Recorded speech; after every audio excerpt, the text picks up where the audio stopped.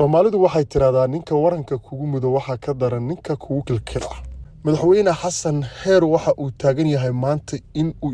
isagoo ka shalaayay tilaabooyinkii uu hore u qaaday. Hadalkiisa waxa uu ku soo aadayaa xilli maamulka Jubbaland uu doortay golihiisa baarlamaanka. Doorashada maanta dhacday waxa ka soo hambaliyay madaxweynihii hore ku meelgaarka Shariif Sheekh Axmed oo hadlaya xisbiga magaciisa ee Himilo Qaran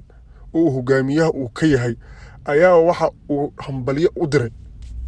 inta xildhibaanada Jubbaland oo galabtay liiskooda lagu dhawaaqay oo la dhaarinayo markiisii saddexaad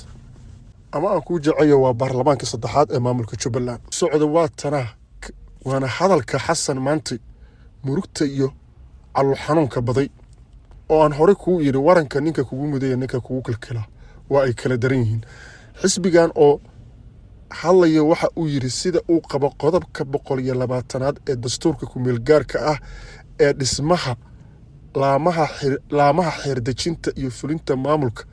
dawladda xubinta ka ah dawladda federaalka waa arrin muhiim ah oo lagu nidaaminayo dastuurka maamul goboleedyada. Sida awgeed xisbigu waxa uu ugu baaqayaa madaxda dawladda federaalka in ay u hoggaamsamaan dastuurka dalka ayaa lagu yiri warka ka soo baxay xisbiga uu hogaamiyaha uu ka yahay Shariif Sheekh Axmed oo lagu magacaabo Himilo Qaran. Xisbiga waxa uu ku sii dardaarmay oo fariin dheerna u diray shacabka reer Jubbaland waa in ay ilaashadaan nidaamkooda iyo amnigooda iyo wadajirkooda aysan madaxweyne Xasan iyo Xamse aysan soo kala dhaxgelin si aysan u kala qaybin ayuu xisbiga uu intaas ugu soo gabagabeeyay taasoo ah nabar uu sugayn Xasan Sheekh Maxamed inta uu ku maqnaa beesha habar gidir ayaa gadaal asna laga soo sideedana waxa ogaataa marka dagaal aad galayso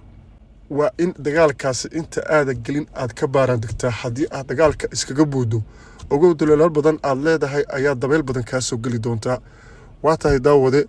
halkan waa Xogsare TV waxaan ka codsanayaa subscribe ii saar like igu dhufo commentigan waa muhiim